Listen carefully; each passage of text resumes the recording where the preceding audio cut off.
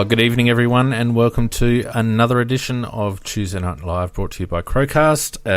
I'm Phoenix, and I'm with Donkey Magoo tonight. How you going, Donkey? Yeah, good, Fiend. How are you? Very good, sounding delicious with your new microphone there, mate. Well done. We have, of course, Macca along again tonight. How you going, Mac? Yeah, no, travelling very well. Lovely. And poor old Pete, who's under a bit of an injury cloud this week, so we'll cut him some slack. How you going, Peter? Good, mate. Still fronted up, and but looking forward to a good show. Yeah.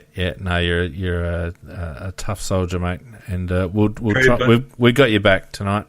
Good evening to everyone in the chat. Thanks for joining us, Vardy and J Mac and DSG, and Nikki's there as well, and Moyley, and anyone else that I've missed. Thanks for joining us, and we'll crack right in without any music still because I haven't had time to fix it.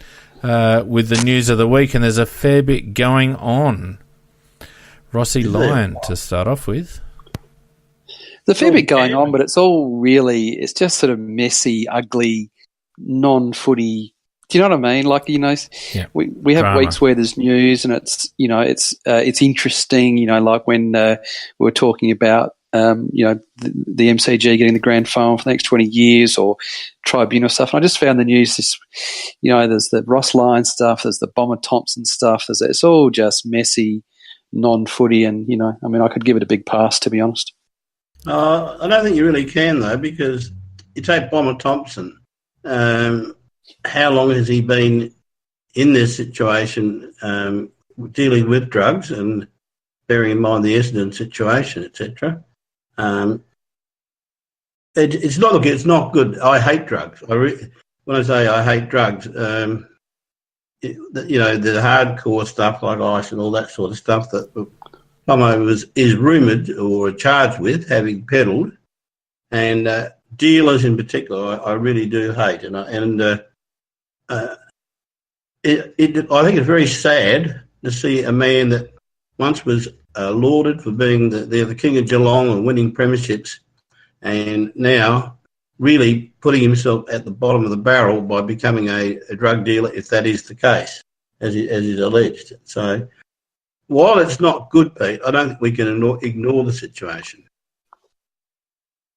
Yeah, look, I don't want to politicise the whole and talk about the whole drug issue in general, but it is a sad demise for Bomber, and it makes you wonder how far back it goes. That's the point I was getting at. So I reckon it's relevant in a sense. I mean, because it was rumoured that he was actually at the time when they used to try to cross to the little villa and get their daily injections or whatever they got.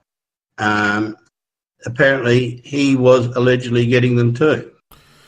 Well, and of course he had links allegedly, and this whole conversation is couched in allegedly. It's just basically what we've read and heard. But from what I can gather from the Essendon saga, he had the original contact with Stephen Charter, didn't he?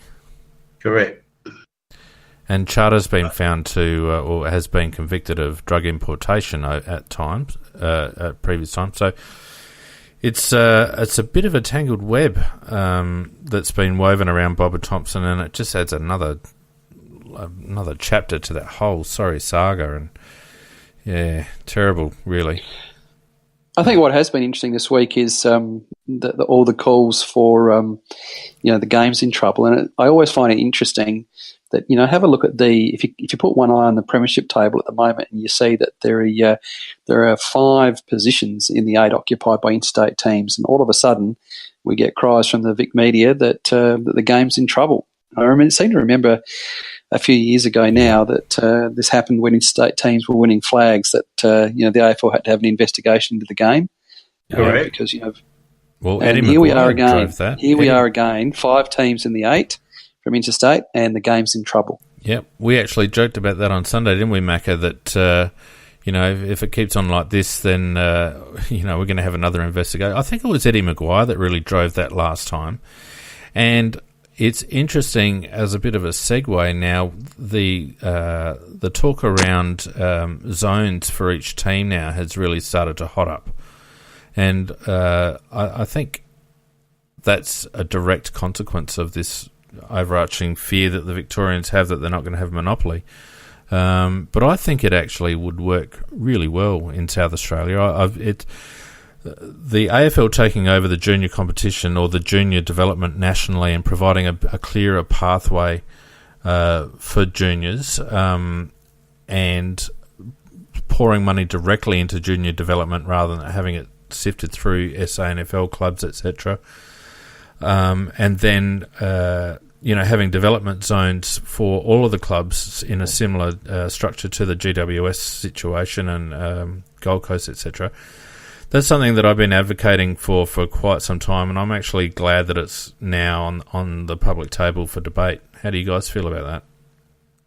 Yeah, well, theoretically, like you, I read that article and did a bit of an analysis in my head about it, and my first reaction to it was that it would be a brilliant move for all the reasons you said, and a little bit more in the sense that it would remove a lot of the go-home factor because you get a lot more lads that would come out of the zones that they were developed in and get drafted there and stay there. And there are some very big positives for it. But there is one negative, and we experienced that here in South Australia with zones when we had kids moving at the age of 15 or whatever it was into another zone. They wanted to be drafted over there. So you have to think of how to prevent situations like that because when they draw up the zones, they're done on the basis of everything being fair and equal, hopefully. Although this is being done by Victorians, we'd probably get a square mile and they'll get about 3,000 square miles each, the Victorian team, something like that.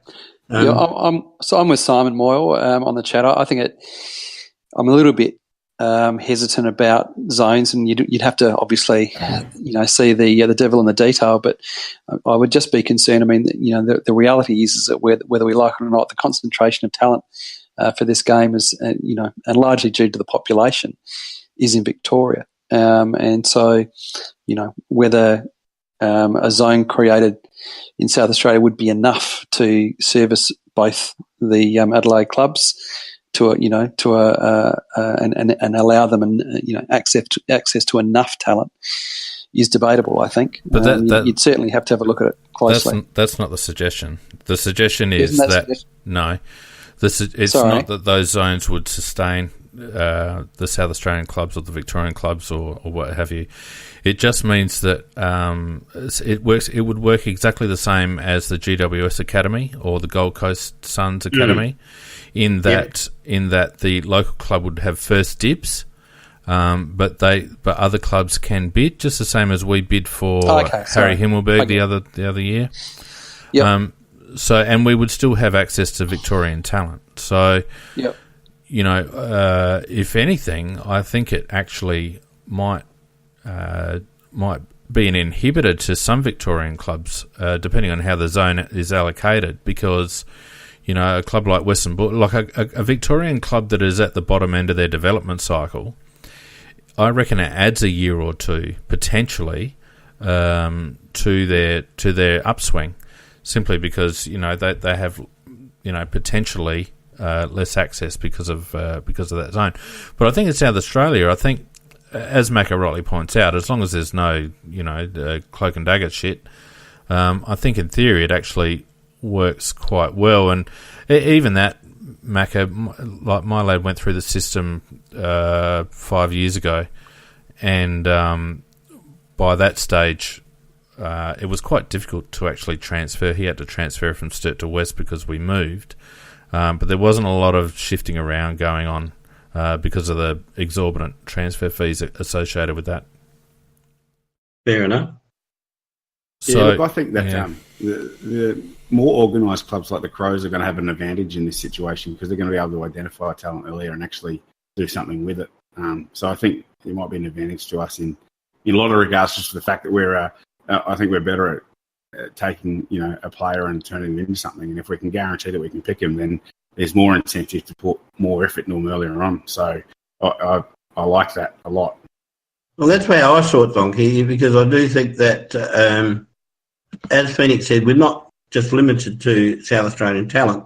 but we would have the advantage of having first crack at the South Australian talent. Of course, if they other Victorian clubs, they got the right to bid, but then you match that, and then you get the 20% discount. So it would be everybody be on equal terms, but I do think that we would have a bit of an advantage for the very reason you just outlined, Donkey.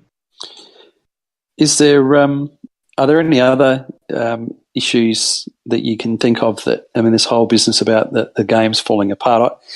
I think the game, is healthy enough. I can't see any reason why we would tamper with the game anymore. There's, for every action there's a reaction, and every time you create one rule, then something comes from that. And so it really, I'm certainly in the corner that the game is healthy enough at the moment. I don't see any reason to be creating more rules to solve imaginary problems. Yeah, I agree with you, Pete, and I also think that the game probably is a lot healthier than it was, back in the 70s and 80s and 90s even. Yet the problem that they're isolating people with personal issues and doing poor things off the field, or, former footballers like Mark Thompson. There's just more scrutiny on what those people do nowadays, and so things are getting picked up a little bit more. I think it's not necessarily that the behaviour is any different. In fact, it's probably better. AFL needs to get a higher pain threshold when it comes to some of these issues and go, people make mistakes and things happen, and not overreact and act like Pollyannas every time something a little bit goes a bit awry. And I think that's what needs to happen to the AFL. Well, the one thing that I do think, though, is that the people who run the game interfere too much with the game, in the sense that if we have a look, for example, like the amount of rotations that are allowed, I think there's no doubt, if you analyse the facts, hamstrings, etc., soft tissue injuries have risen since the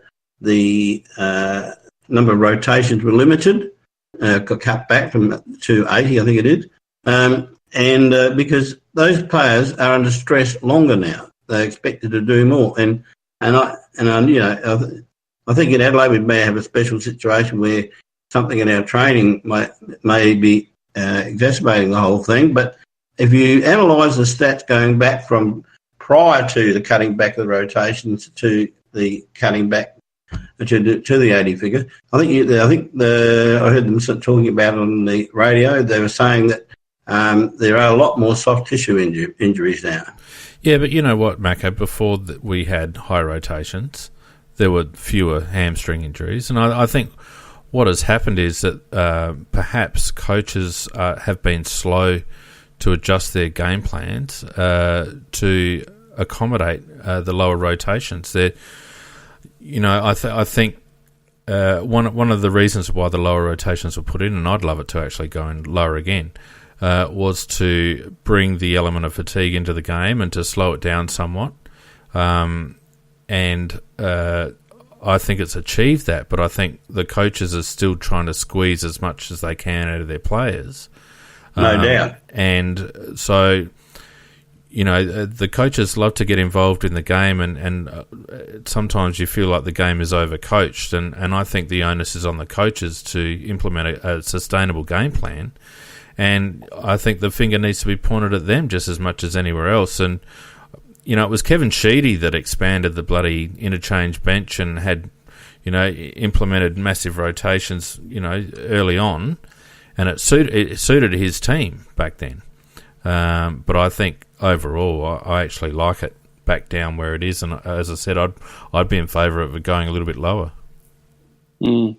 Well, a lot of people are in your corner on this one. Look, it'll never go back up. I'm sure that's the case. And as you say, it is up to the coaching staff to adjust their coaching to whatever the situation is. And the other people who are in the other group that's like yours, which say they should cut it even further.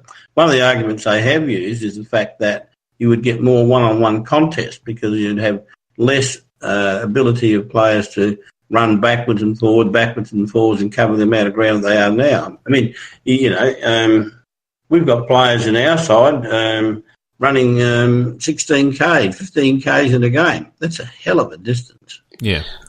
I think a good point's made by Jason and Simon in the chat and pointing the finger at the media, and I really agree with that. I just, the news cycle and the way they carry on, the way the commentators carry on, the way the journos carry on, it just does put you off. I mean, did anyone watch on the couch last night? I watched it today from my sick bed, and you've got Jonathan Brown on there saying, congratulating Paul Seedsman on his season because, he's done really well to fill that Brodie Smith role.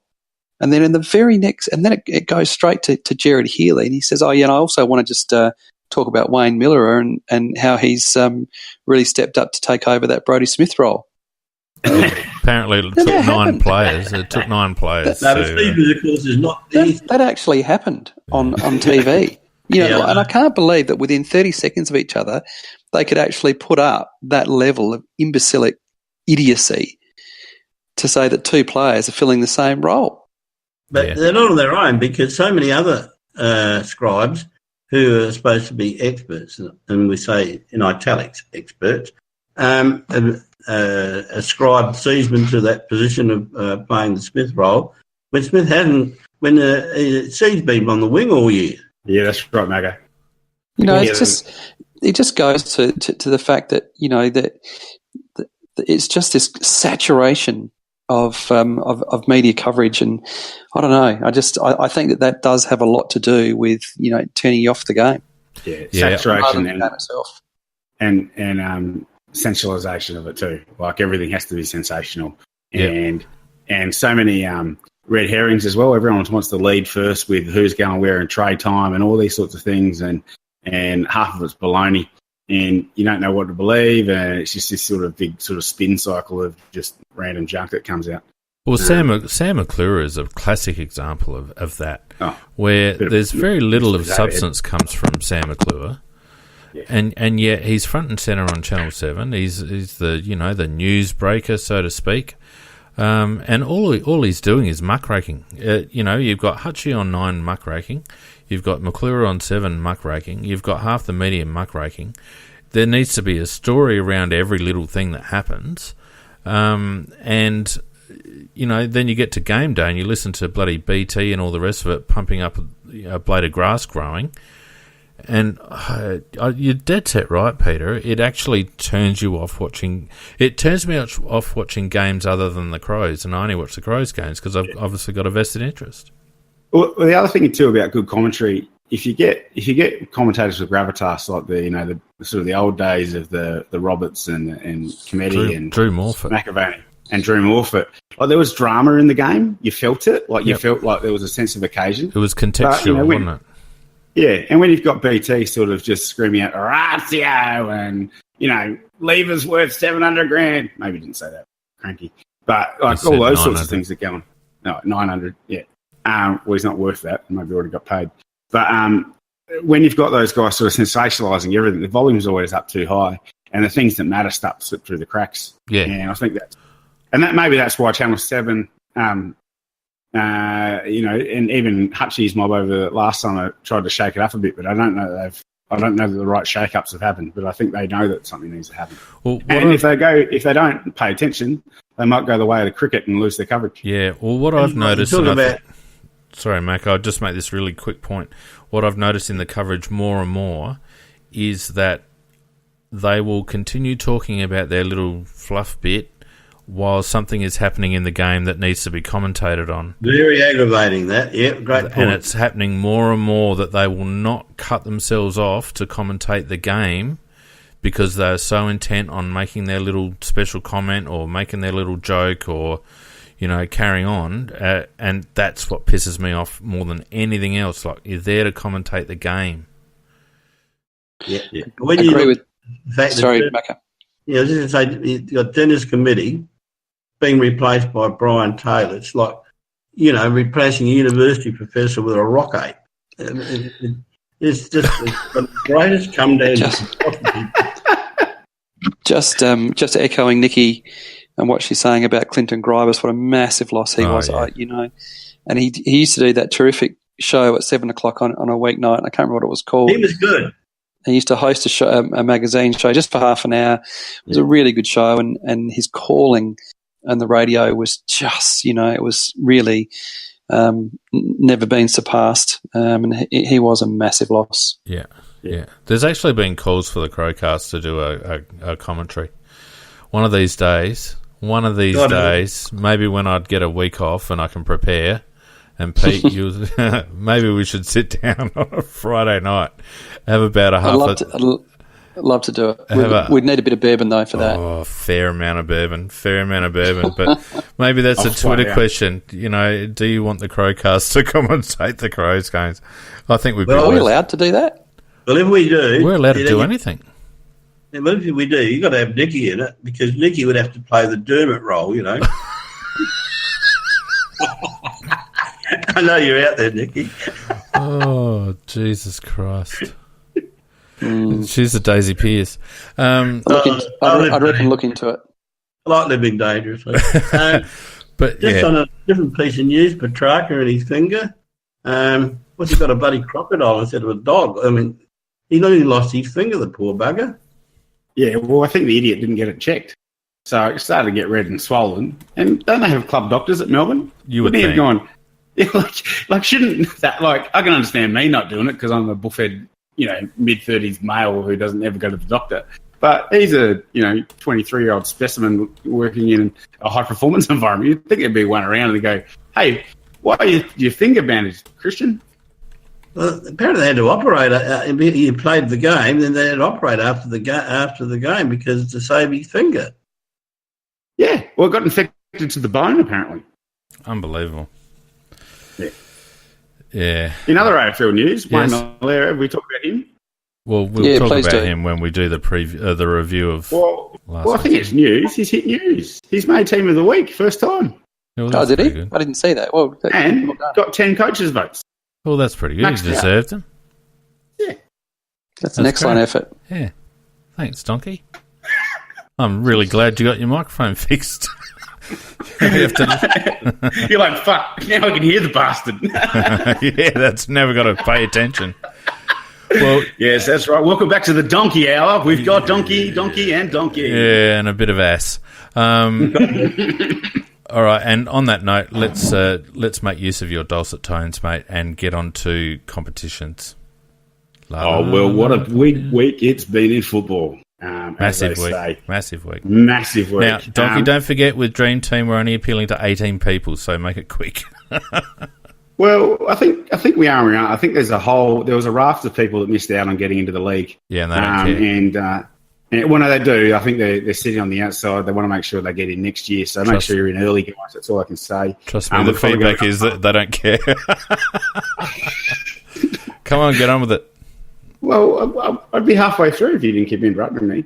Commiserations this week to newbie Kimber. Went down to probably the biggest spud side in the league in Big Crows Bangers. They're also known as the Phoenix Squad. Only one game behind you now, mate. And I've outscored you the last 2 weeks, just FYI, after knocking back your kind offer of assistance. Yeah, no, that's right. I've got a few injuries and got a few people out. Let's just read out. Mate, let's just read out Phoenix listed it out. No, look, this is so. Has anyone actually heard of Hamish Brayshaw? Because Phoenix has got him sitting on the bench. Sam Powell-Pepper obviously didn't get a touch on the weekend. Neither did the Fog. Sam Hayes. Why are you going through my Why are you going through my team? Oh, because I'm talking about. I've got 3 donuts last week from Spuds. I don't care. You've got 3 donuts from blokes who haven't played a game. I don't care, mate. That's good team management. Now get on with it. What are the scores and what are the standings?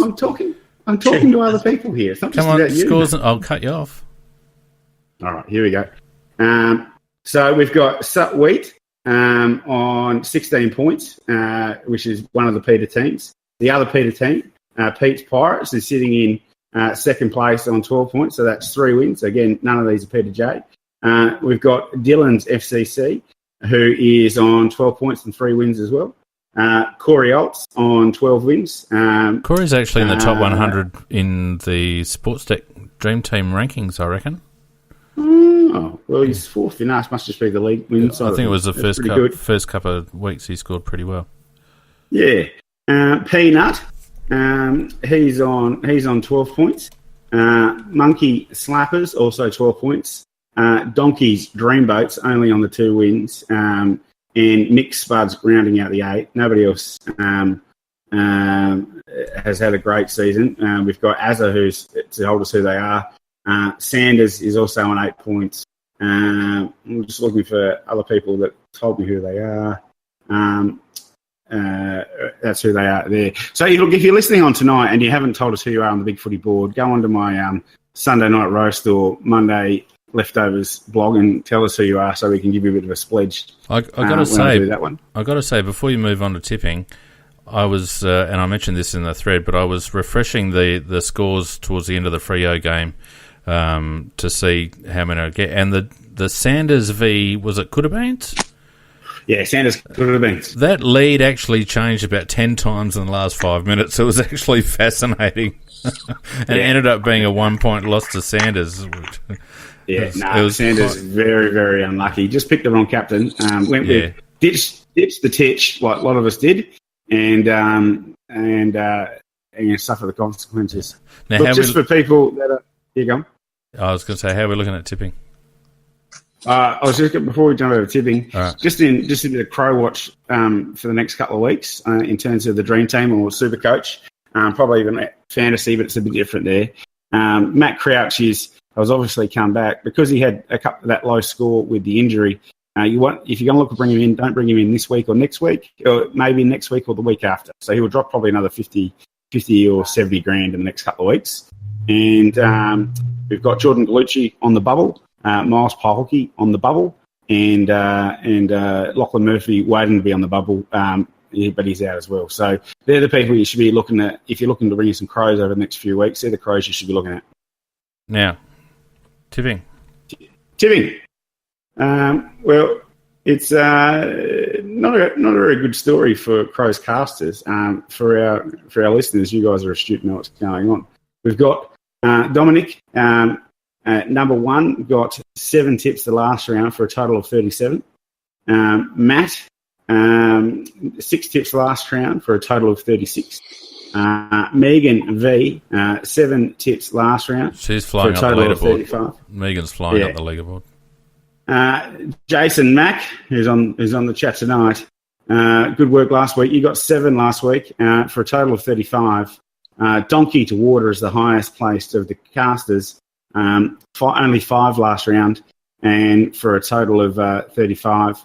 And then we've got Ben on 34, Michael the Cellar Dwellers on 34, MA136 on 33, Fee Enix on the Brodie Smith 33, Peter Robert, not so good in this one as he is in the last, we're on 32, Jippus on 32, Moyley on 32, Dan Oz 31, Benno 29, Merseyside Crow 28, Valulus.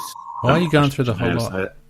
Oh, because everyone's listening. It's nice. You go through the top half a dozen, then you send it to the website. Well, there's only one post that left whose stone mother was last, and that's Peter J. 26. Yeah. What's going on, Pete? What's going on, Pete? You're just a lazy Yanko Rico and you forget the important stuff. Yeah, that's right. Well, I was actually a bit late. I didn't get my tip in for the Bulldogs-Carlton game, so I lost that one. And then, of course, I jumped on Collingwood. I was happy with my Melbourne tip, but jumped on Collingwood and they let me down, unfortunately. Yeah. So, not good. Not good. Anyway. Moving on. Let's talk about Macca's Sweets and Smack. Go, Macca. All right. Well, my sweep for the week goes to Malcolm Blight, who obviously listened to our program on Sunday night. I praise Westhoff up and tell everybody I'm really surprised how good the lad is when you really watch him. And Blighty writes an article about him today. There you go. Maybe you are Malcolm Blight. I could be. And Malcolm, you listened on Sunday night, and I'll praise another player, and it'll give you another article for next Tuesday. So there he gets my sweep. Did you coach him as a junior Macca? I beg pardon? Did you coach Blighty as a junior Macca? The dog Macca already retired by then. The smack over the head for being bloody stupid. But moving on with the smacks, you actually sort of half stole it earlier a bit, Fiend, when you're talking about Sam McClure and Hutchie. Oh, yeah. They are two of the most useless bits of shit that have ever got into those. The crap that they just burble on about. They're absolute made-up bloody lies. Seriously, they're just sensational or sensationalists. Sam McClure, where did he come from? He's just like a dirty mushroom that just popped up out of nowhere. Is he Mark McClure's son? He is, isn't he? No. I don't think so. Because I think he's the son of a previous Herald Sun journalist by the name of McClure, but it's not Mark. Because I reckon if Mark had a son like that, he'd belt him across the face just with a haircut, apart from anything else. Absolutely. He gets a massive cloud over the head. Because, seriously, he just makes up. He just must be making it up. I don't know where he gets it from because he's never right. Just never. I mean, you listen to Caro. Caro's got sources. But Sam McClure's a bit like the bloody idiot we've got over here. Which one? There's a few of them. The thing I like about McClure, Macca, is that they give him 5 or 10 minutes to actually sit on the panel on Talking Footy. And, those Talking Footy blokes aren't the sharpest tools in the shed, but they pose a question and all 4 of the panellists agree, and the only one that says anything different is McClure, and they all look at him because he's a bloody idiot. He's absolutely got no clue. And what's Hutchie done? Hutchie must be a good businessman, but I mean, the garbage that when you look at Footy Classified, I mean, his contribution to it really is just, from a football sense, sometimes they just look at him. He's a professional shit stirrer. He will sit there and look for ways to antagonise. That's all he does. Well, the standard, we were talking about it before, the standard of commentary that we've got of these football shows is terrible. And then my last smack goes to the footy show. That is deteriorated into the greatest heap of rubbish. What was your first clue? That's been happening for the last 10 years. I know. It's been gradually getting worse and worse and worse, but I think it's got to the point now, seriously, and I'm not lying about this, I reckon about the last 5 times I've looked at it, I've seen the opening couple of minutes and I drop off to sleep and then I wake up just as they're going off again because the body thinks it can't take it. It's just shit. It's just rubbish. So it's really, actually almost a parody of itself now. And if you look at the NRL footy show, they've actually really cleaned that up. They've got rid of all the buffheads on the panel and they actually talk a lot more about the game. Quality show, that one. Well, quality show. Not about quality, but it's better than it was when Fatty was doing it. But won plenty of awards, though. Yeah, well, and rightly so. Well, it certainly won awards over the AFL show. And I think the AFL show, if it wants to be relevant to anyone, it needs to go down a similar route because at the moment, the only half-decent shows on football are on pay, and even they're borderline, 360 and whatnot, and the little show on Channel 2 that always brings up a bit of quality, the Marn Group. And my last smack goes to that hypocrite that runs the AFL, Gillon McLaughlin, and I say that without any fear of contradiction that he is a hypocrite. With the Ross Lyon thing where you've got hush money paid, he's saying that that's quite all right to have hush money, and to me, I think you deal with a situation and you're honest with the situation. I don't don't quite understand why when it occurred within the AFL, they openly sacked the people, but where it's okay for Ross just to pay money under the lap to keep it all quiet, and Gillon's come out and said that's okay. It's just another case of Gillon's got 2 sets of rules. And he's saying that under the umbrella of the or in the context of the integrity unit. I mean, talk about an oxymoron, for God's sakes. Yeah, I was disgusted with that situation, and I thought there is no... Look, Gillon's a good-looking guy, and he's very, very personable, but I am surprised at the double standards that the guy's got, and in so many areas. Don't you remember his old man? Ian. Oh, yeah, okay. Come on. Yeah, right. You'll say Breedy will out. I'm not saying anything. I'm just saying, don't you remember his old man? You read into that whatever you like. Yeah. Anyhow, he gets a great big whack over the head because, and then the other thing too about him, he's just making this competition more and more Vic-centric, and I detest him for that. All right, thanks, Macca. And without further ado, let's have a 5-second chat about the game against the Suns, and then we'll move on to previewing the Carlton game. Pete?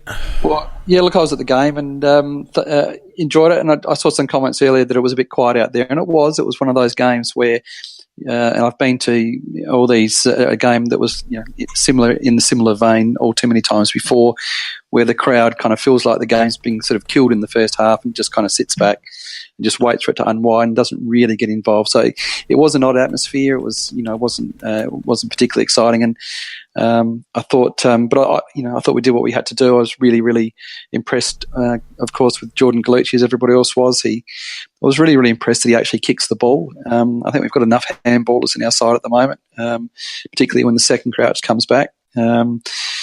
I'm sure that the Crouch boys must have grown up in a block of flats because they obviously just didn't have room to kick the ball as kids. And it's nice that Jordan Galucci's come in, and in both of his games he has significantly higher kick to handball ratio, and he just gets it on the boot. But no, he looked very, very much at home. I was really impressed with Cam Mills-Yeoman's game. I thought he was terrific, and obviously Miller was good, Gibbs was good. We were good in the midfield, and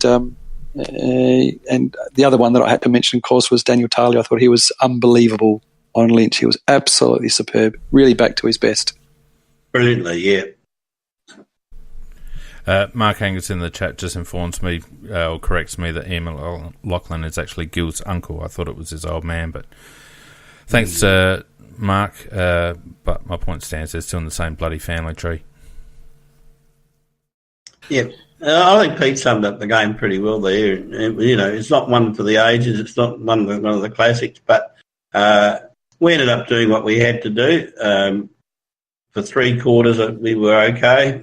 1 quarter, we looked pretty ordinary, but that will happen in those type of games, and I don't read a lot into that either. And also the fact that we didn't have Walker on the ground at that stage, etc. It was. We were going to always beat the Suns before we went out there, and I think that we just went not through the motions, but not far from that. And the Galucci was a good thing, and a good thing. It was good to watch the guy develop into a player and show that he can play at that level, and he's got blistering pace. We need players like that, and I think that was one of the big things. And Cam Mills-Yeoman, and as Pete quite rightly pointed out, and we did discuss that on Sunday night, he had a very good game, and he used his big frame very, very well. And it's going to be a bit of Sloney comes back in, but I can't really see why anybody in the midfield at the moment deserves to be dropped. No, again, selection's going to be interesting as a few blokes filter back in. Sloaney's obviously got to come back. Eddie Betts is probably due to come back as well this week. There'll be 2 outs, you would think, Tex and David McKay, that we're aware of at this stage. So whether we go small up forward and just do a Betts for Tex, or whether we consider, as we briefly discussed previously, a bloke like Harry Deer for a bit of a run in place of Tex. Who knows? That'll be interesting. He was great in AFLX, Harry Deer. What was that, sorry? He was great in AFLX. Well, that's what I'm basing my opinion on. You'd think that... Yeah, fond guy in the world, that one. It makes you... Paholke's an easy out. He'll go quickly. For Betts, I imagine, but I saw a bit on social media about CUI and quite a lot of condescending stuff about him, and not every player has the same journey, and he's had a very difficult journey, and people just forget that he's played 20 games of football, 20 games and that was his career best. Now, normally, if you've got a midfielder and in his 20th game he's posting career best figures, you're pretty happy. with that trajectory. I mean, he had, 29 possessions? Off the top of my head, I think he had 29 possessions. 22 were effective. 19 contested. He had, I think, 6 or 7 clearances, 4 inside 50s, kicked a goal. He had a great game. No, I mean, he didn't get in the coach's vote. So, I thought he was a bit unlucky. But, I thought he had a terrific game. And for a guy that's playing his, 20 games of football, he's given us an awful lot at the moment. Well, he carried the inside load, Pete. You're exactly right. He carried the load inside. We had Gibbs playing out. Even Matty Crouch was sort of playing out a little bit. CY and to a lesser degree Huey Greenwood were the two rabbits getting in. And, I agree. 20-game player. Can't, who cares that it's stretched over 5 seasons? It's also carried 2 ACLs. So, Oh, yeah, and the thing with Phil Walsh, that was a big thing. And I can tell you, and I'm happy to say this, that through some family connections that I have with his family, he was drafted, if you remember, a very, very difficult time. He was drafted when Neil Craig was outgoing. We had Mark Bickley as the caretaker coach. He was Rendell's pick, and Sanderson, came in the following year. And I can tell you for a fact that he was not interested in CY whatsoever. There was very, very little communication and development that took place for Cam during Sanderson's tenure. He just was not thought of as a player that had any kind of potential whatsoever. And then Walsh comes along and sees something in him, and we saw those terrific games from him in 2015, and then, of course, the tragedy, and he didn't recover from that. Yeah. And I think Nicky gave us some info there just in relation to how he didn't really cope with that. And then, 2016 he's back with Campo, and and then 2017 he does the knee injury, and that's his second reconstruction. So he has not had the kind of armchair journey that a lot of players do get. He's had difficulties, but his trajectory is really, really good. And I don't think it's any coincidence that we've got guys like Paul Seesman having career years, because you've got CY all the time taking 2 and 3 tacklers and sucking people in, and he's still able to distribute. Yeah, excellent overview there, Pete. And also on top of that, he wasn't sitting back on his laurels either. He went over with Huey Greenwood. When was it? The 2017 or 2016 off season, and did a mountain of work in the US with Hugh, altitude work and all the rest of it at their own expense, off their own bat.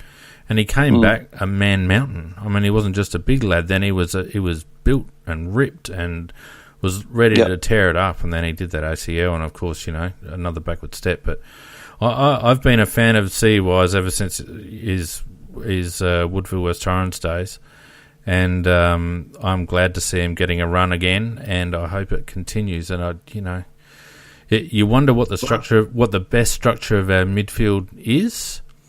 But it's hard to leave CY out at the moment. Yeah, and I was probably one of the ones that gave him a bit of flack. Not necessarily flack, but last week it was. You're just ill-informed, Donkey. Thanks, mate.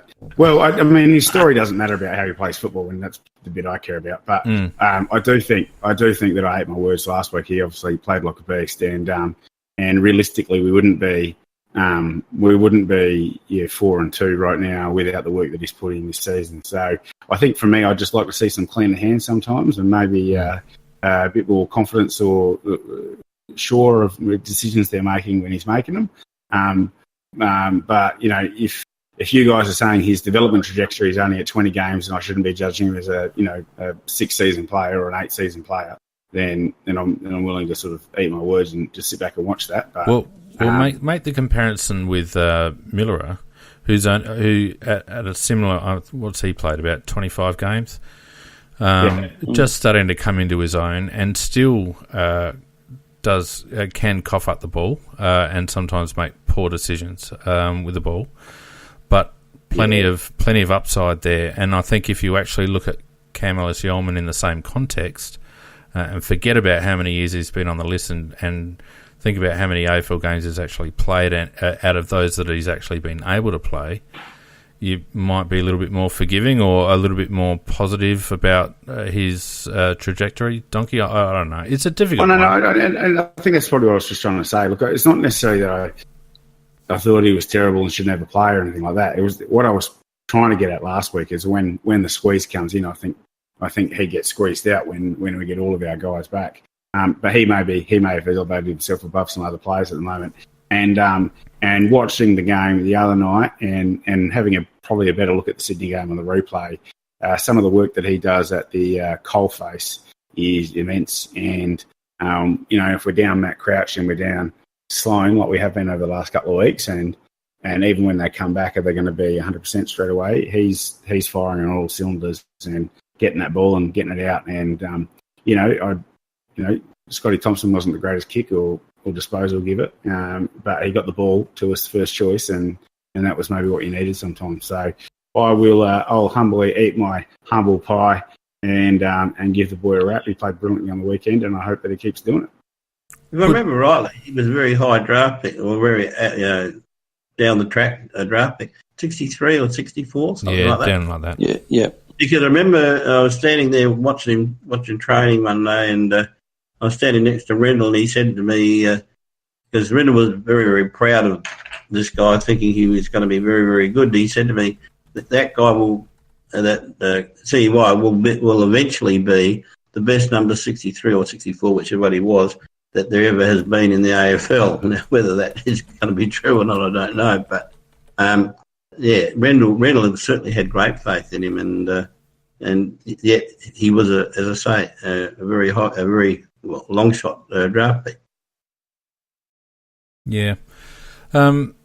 Pete and Donkey, I mentioned we had a little bit of a discussion about what we do in the text position. I'm a big G for giving Harry Deer a run. I'd be interested in your thoughts on that, you guys.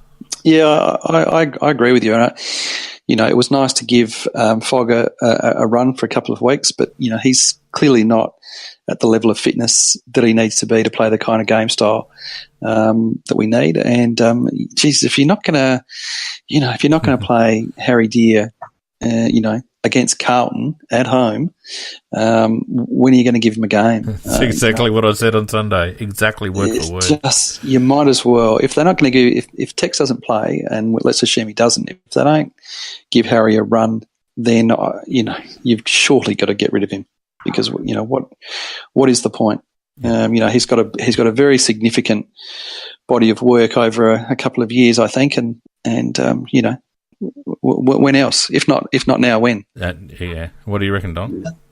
I'd prefer to see the Fog. I just think that he's going to be a bloke that's going to be our list for a long time to come. I don't see Harry Deer as being that guy. Have you seen Harry Deer play? Yeah, AFLX, a couple other things. What other things? Have you seen him play a proper game of footy? I've watched highlights on SANFL. I obviously don't get that live, so yeah. I watched the highlights on SANFL. But so my opinion is that I think that Fogerty is going to be a great player for us, so I'd rather see him get more games in him as quickly as possible. But if Deer's got some tradable qualities, then you want him to get some games in him so some other teams can see him at that level, and maybe we can get him for a decent draft pick. Why do you want to trade him? Well, I just don't think he's. I think he's a ruckman forward. Sort of why do you want to trade him? How many ruckman forwards have we got on the list? 2, 3. I don't know. Who? So we got him, Jenkins, he's ruck forward. Yeah, that's 2. Yeah. And isn't the big Hunter? Isn't he a ruck forward? No. Or is he just a ruck? Okay. Yeah, I wouldn't play him, but and that's not because I got anything against Harry Deer. I'd like to just try the forward line with one less tall and with more speed up forward, and just see how that goes. I mean, it gives us that opportunity to do that. Whereas if you put Harry Deer there, you're putting a lesser player than Walker in that position and playing the same old structure. Whereas I'd rather see them just experiment a little bit against Carlton with a lighter, smaller forward line to see how that goes. Yeah, so I mean, I can see a merit in trying a different structure, Macca. Then it becomes a case of how do you want to play rather than who do you want to play. Yeah, exactly. But that's not against Harry Deer. That's against. It's more about how I'd like to see the structure. I'm just really concerned that the lad's been on our list now for 3 seasons or something. He did a shoulder in his first, and he's had really, apart from a couple of JLTs where he showed a few things, he hasn't had much of a go. He's toiled away in the twos, and we've all commented that form can be a little bit misleading given the makeup of our seconds team. And I just feel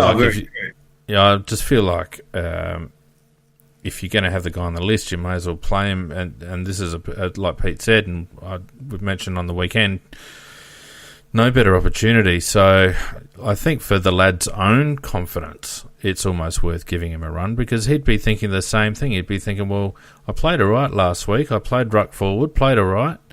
The big fella's out. If I don't get a run this week, I'm not going to get a run for this club. Simple as that.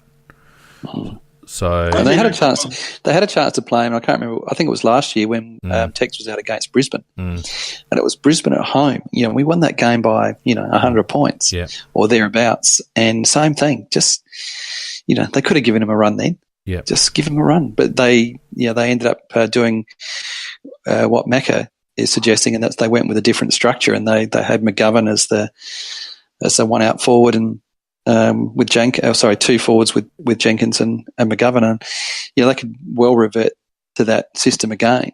But geez, yeah. Well, I'm a bit 50-50 with Macca's idea. Or probably 30-30-30. One, I want to see the fog. One, I want to see a different structure. But I'm also in the camp of let's play as many of these people as we can and just see what they've got to offer. Like, we played Murphy, gun. We played Paholke. It was pretty good first game, all right second game, or, probably a bit subpar second game. We're giving Galucci a couple of games, gun. We're giving Doty a few games, gun. Like, let's actually just, play some of these kids and see some people that want to win games for the Adelaide Footy Club. I think that desperation desire is great to see from people who want to keep their spots. O'Brien, one which I don't know where the hell he's at in terms of in their club's plans and what they've I think he signed on recently, and I can only assume that they've they've sold him on a promise that he needs to continue to develop and will eventually take Sauce's spot. But maybe that's okay in the short term, because I think he's studying, and probably maybe that suits his studying regimen. I'm only having a guess. I'm not really sure, but he seems to be just in a holding pen. As Deer is, and you would think though that there's got to be an opportunity to play some of these guys. Yeah, Riley O'Brien's got to be careful because Hunter's starting to breathe down his neck a little bit. Yeah, I think they would Sauce. I think we really should rest Sauce in specific games during the year, maybe on 2 or 3 occasions during the year, just to keep him fresh, because he's not the greatest leaper or the late, and he does look like he gets weary towards the end of a season, and I try and keep him going as good. Like I say, every 6 or 7 games, give him a rest and give Riley a run, because Riley did play 1 game last year, if I remember rightly, and I thought he didn't look out of place at all.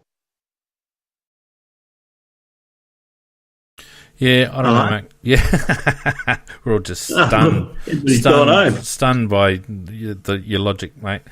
Look, a little bit of gossip coming up on the chat there from PJ Crows, just in relation to Brad Couch. Wouldn't mind that being expanded on a bit. Looking like that his injury is perhaps a bit worse than what we thought. Yeah, we talked about that last week, Mac. Pete, were you with us last week? Oh, look at the week I've had, mate. I could have been anywhere doing anything. Oh, no. It was Sunday we were talking about that, wasn't it? Sunday, yeah. Yeah, you're okay, Pete. Your memory's good. Go on. Yeah, looking a bit more long term. Yeah, well, so I don't know where Brad Crouch is at, but we've had this conversation before, and yeah. Anyway, they cut him back to 3 to 4 weeks this week on the industry list. So he was at 7 weeks for about the first 3 weeks, and then 6 weeks, and then 5 weeks. Now he's moved back to 3 to 4 weeks. So it's coming down. Yeah, it's one of those things. I'll believe it when I see it.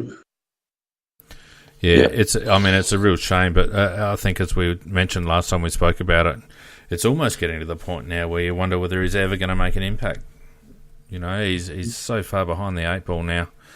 But anyway, look, we've got a game to talk about on the weekend coming up against Carlton, and I don't see anything in the Carlton team that actually should be anything to worry about. Do you guys? Cripps is a very good player. Got to show him the appropriate respect. He's an extremely good player. He's got no one to handball to. He does. He should kick a lot more than he does. That's the one weakness in his game. He handballs his head off. But he does. But he gets the ball a lot. A very good player. They've also got a very good young lad called Zach Fisher. He's on the rise. One for the Dream Team boys too. Charlie Curnow, of course, who's going to be Charlie Curnow. He's going to be a star. Going to be an absolute star. He's the 17-year rebuild. Yeah.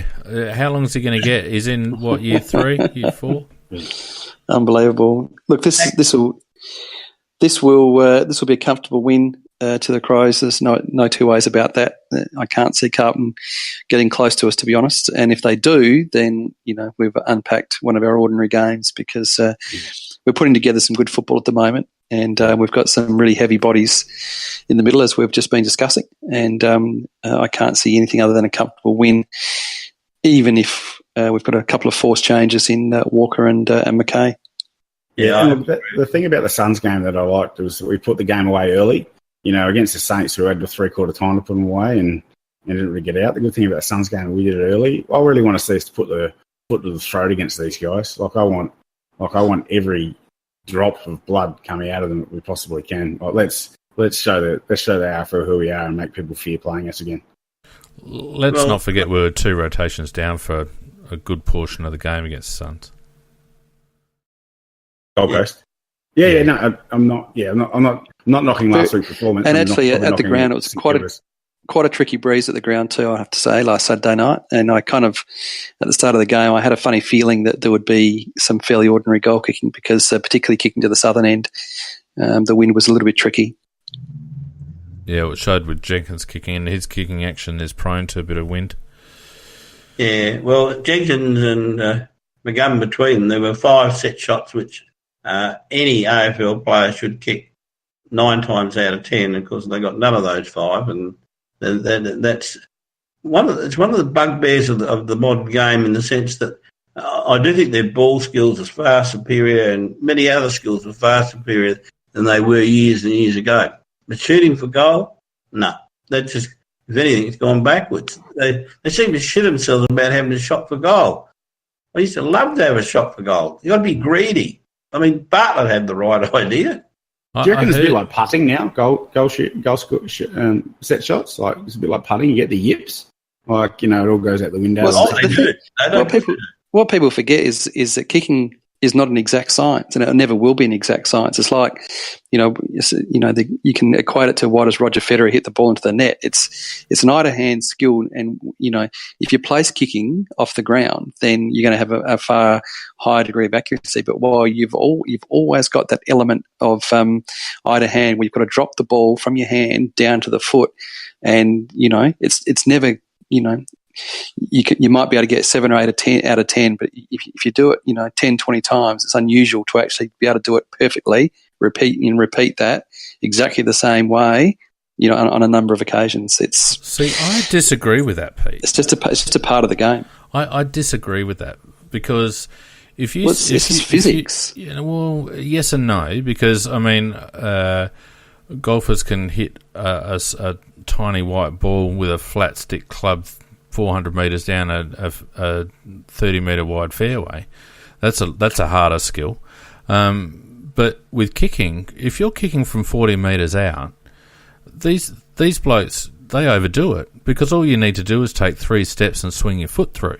There's not a lot of movement in that. Once you get out to 50 and over...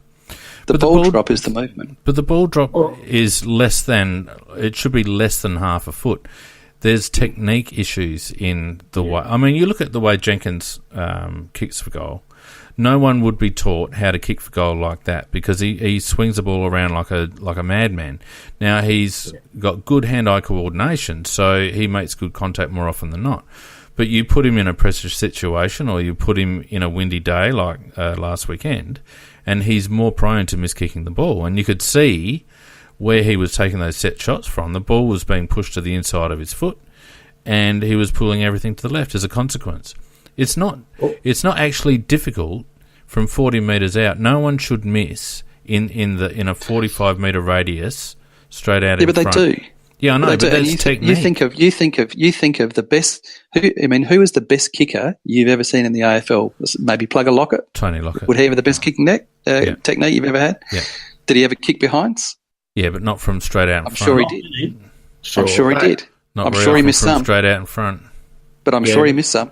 Well, there's about the percentage I'll note, and Jenkins seems to miss a fairly high percentage of ones around the 30 metre range that are on a bit of an angle. That happens a lot. McGovern seems to drop the ball a lot and sort of skew it a bit. Like that seems to happen a lot. If you have a look at some of the better goal kickers in the league at the moment, they've got pretty weird long run-ups. Like if you look at Ben Brown from North Melbourne and JJK from West Coast, they've got weirdish sort of run-ups, but they've got a rhythm and a routine that they go to. So when the ball is actually hitting their foot, it's mostly in the spot where they want them to do it. Our guys, I don't think, give ourselves enough space and enough rhythm. If you watch Tex go back from 60 and dog it, he's got a good rhythm, a good run-up, and it's all in flow. You watch him do it from 30 out, he sort of stabs at the ball and pushes it wide. Yeah, and I think there's just seems to be a bit thought about the technique from a even on those smaller shots. I will argue until I'm blue in the face. If you're 35 metres out and you're in a 45-degree radius from straight out in front, so from straight out in front to 45-degree either side, you should not miss. And I'll argue until I'm blue in the face that eventually you will. Well, you might miss one, but people miss a very high percentage of those shots, Peter. A far higher percentage than what should be the case, given how often these guys are professionals. I'll give you. I'm no footballer, but I played a lot of football up forward, and I can't even remember half a dozen times that I missed a shot like that from goal. And most people would be the same. You don't miss from that far out in front, and half of it is technique, and half of it is like Donkey was alluding to. A scattered thought process, where they're distracted or they're nervous or, it's a tight situation or what have you. But the mechanics of kicking are very, very simple. Pete is right about the ball drop, though, because I think the greatest criminal with the ball drop is Joe Danaher of Essendon. He drops the ball too much on his inside of his foot. So that's technique. That's technique, yep. Macca. Yeah, well, it is technique, and he follows it across with his foot and then drags it across to the right-hand side because he just keeps dropping on the inside of his foot. But I cannot believe that at that level that a player does that and that he's not picked up on it. And you've got muggins like me watching him on TV, and I can see it every time. And yet, there's coaches galore out there, and nobody seems to have corrected it. He just does it almost every shot he has for goal. And I agree with you, Phoenix.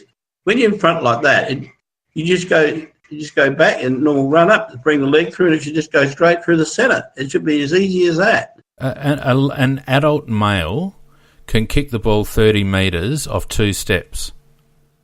That's physics. You can kick the ball 30 metres off 2 steps if you're a fit adult male. We're talking about the elite adult male playing professionally should never, ever, ever, ever miss from 30 to 35 metres out in that 45-degree arc. Never, in my opinion. But they do. I know they do, and I'm saying that's what I'm saying. Roger Federer is a professional tennis player. He should never, ever hit the ball into the net. No, he should never, ever serve a fault. He's hitting a moving ball. He's hitting a moving ball, Pete. It's a completely different mechanic. No, a kicker's not. So is a kicker. A kicker's not. It is. It's a moving ball. It's dropping from hand to foot. Of course it's moving. But Federer's hitting a ball that is spinning. You don't get the control where the ball's coming. Federer's hitting a ball that's spinning, and the bounce might be variable off the court, all sorts of variables. There should be no variable in half a foot from the ball leaving your hand to hitting your foot. I'll make a bet with you, Pete. You and I could go down to the Oval, and I'll kick it. Today. No, not today. I'll have 100 shots at goal, and I bet you I will not miss one of them. And that's not because I'm any good, but just because it's bloody easy. and I don't understand why these blokes miss. Yeah. The proper tennis scenario is the serve, not necessarily the return, the volley, or backhand. Like the tennis scenario is the serve, because you get to throw the ball up. You should be putting it where you need it to. You get control of that situation. So it's the same with the ball drop. You get the control of it. If they're not controlling it, probably it's a problem. Usually, when they serve faults into the net, it's usually because they haven't thrown the ball up high enough or hit it at the right point. Yeah, they've made a mistake. In technique, Peter. Yeah, it's a technique mistake. But it's a mistake. But the point here, Pete, is how often they make the mistake. If they make the mistake once out of 100, then so be it. If they make the mistake 7 times out of 10, then they've got a problem with the way that they're doing it in the first place. And Pete, I could agree with you if that mistake was happening with their easy, like, what's the percentage of first serves that go into the net or a serve default? Probably 50% of first serves at professional level are a fault. But what's the percentage of second serves that are double faults? Probably 2%, 5%? Yeah, probably. Yeah, so what we're talking about with a 30-metre shot for goal is a second serve. But we're not trying to kick the cover off the ball. There's this expectation that every player is going to kick a goal with every set shot that they have. And what I'm saying is that you can't expect that you're going to kick 100 out of 100. No, it's just not going to happen. 98 out of 100 would be right. From 30 metres. That's a second serve, Pete. A 55-metre shot from goal, a 55-metre shot to goal is equivalent of a first serve at 200 kilometres an hour. Anyway, move along. Game of Crows. Oh, we finished with we haven't even done tips or anything. You're on drugs, man. All right, so we've done that to death. Anyone tipping Carlton? No. What about the other games this week? We have on Friday night, we got Geelong versus the Giants. Should be a good game. At GS, where's that?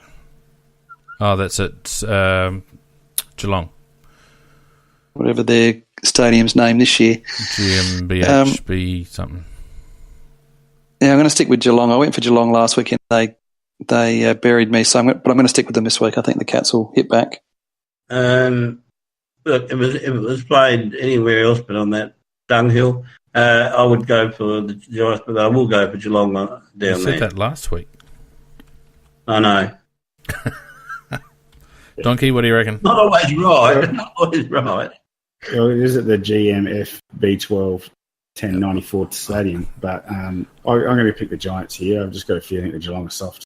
Maybe it's the MDMA stadium now. Yeah. Could be anything. Who knows? The MDA LSD stadium. Yeah. Well, I reckon Geelong will ice the game. GWS Giants not going that well, and I think Geelong got done by a resurgent Sydney looking to atone on a ground that surprisingly suits them. So anyway. Geelong have got the right methodology. Boom tish. Saturday we've got Western Bulldogs versus Gold Coast playing this at Mars. Where? Mars Stadium. I'll stick with the Bulldogs on this one. I'll favour the Bulldogs. I'm going to Gold Coast. Where the hell is Mars Stadium? Oh, this is in Ballarat. They're playing this in Ballarat. Oh, definitely Bulldogs. Just past the Astro bit. Yeah, geez, the Gold Coast Suns have got a rough try, haven't they? Yeah, Bulldogs for mine. Essendon Hawthorn, Saturday afternoon at the G. Anyone think the Essendon Bombers can bounce back? I don't. They were horrible on the weekend. Horrible. Their game plan's up to shit. They just charge it willy-nilly without any thought. If you lose to Melbourne, you're no good. Yeah, go along with that. On Saturday afternoon as well, we've got the West Coast Eagles, top of the table, or second top of the table Eagles versus Port over there in Perth. West Coast. I hope they rip Port's arms and legs off. West Coast. I think Port. I don't think West Coast are that good. Adelaide v Carlton we've done. Swans v North Melbourne at the SCG. North's bubble burst last weekend. Yeah, Swans, they hurt me. Swans. Swans. Yeah, Richmond Freo at the G on Sunday. Richmond. Richmond to scraping against Rio. Donkey. Yeah, I go with Richmond. I'd give Fremantle the upset, but they did it last year, so I don't think you're doing 2 upsets 2 years in a row. Yeah, they did play well against West Coast, but they got a couple of key outs, Walters in particular. St Kilda v Melbourne will be an absolutely stunning game to miss on Sunday afternoon. Yeah, D's have got a real stretch of pretty comfortable games now over the next 5 or 6 weeks, I think, from memory. So they'll start to mount a bit of a charge, I think. Yep. The D's led by the mighty Lever to win. Yeah, this is a toss-up, really, because the D's play 2.5 quarters of footy a week, and the Saints play about 2 quarters. So if the Saints can find extra half a quarter, then they might be all right. But I think the D's will get it. Yeah, I reckon the D's have got more talent than Saints. Saints have probably got more work ethic. If the Saints rock up, they might push them, but yeah, Melbourne for mine. They turn up. And the graveyard shift. Oh man, Brisbane versus Collingwood at the Gabba. Pies. Yeah, the Pete's boys for me as well. Then they always say the best things come last. They lied. I'll go for Collingwood. All right, thanks, Macca. Now, Game of Crows, just quickly before we wind up. Now, I haven't had a chance to do the bloody leaderboard because I've been working busy. But the measure was inside 50s, and Mitchell McGovern. 6. Wow. I don't actually think Mitch McGovern was picked by anybody. So anyone that did pick Mitch, and I will go through it and update the ladder, gets 3 points. 2 players, Bryce Gibbs and Rory Atkins, had 5 inside 50s each. So anyone who picked those 2 gets 2 points. And then we have a raft of players that will get you a point with 4 inside 50s. That's Dougie, Seedsman, Luke Brown, Ellis Yeoman, and Miles Paholke. So any of those lads will get you a point. And this week, I'm going to go for something a little bit unusual. I'm going to say the most AFL fantasy points as published by Footy Wire. So AFL fantasy. Yeah, that's the competition. AFL fantasy. The most AFL fantasy points for the round. I'll go Bryce Gibbs. To give people a guide, because not everyone plays Dream Team. Last week, Lynchy, the top 5 was Lynch, Seedsman, Laird, Douglas, Millerer, and Ellis Yeoman, with Gibbs, Brown, and Atkins also cracking the ton. So, have a look at Footy Wire if that's not something that you participate in, and you'll be able to see what sort of points they are. Yes, AFL fantasy points this week for Game of Crows. I'll go Laddie. I'll go Gibbs. Yeah, I'm going to go Seeds, I reckon. He's in good form. I'm thinking something about left field. I might go, maybe not left field. I think I might go to Matt Crouch. Yeah, Matt Crouch would have been my alternative. Yeah. And that's it. Boys, Pete's just about to tell me he's got to bugger off, so I'm going to beat him to the punch and say we're going to bugger off. Okay, so thanks everyone for listening. You can hit us up on Twitter and Facebook. AFLCrowcast.com is our website address. Thanks, Donkey. Thanks, Macca. Thanks, Pete. And we'll see you on Sunday for the wrap. Thanks, boys. Yeah, good night all.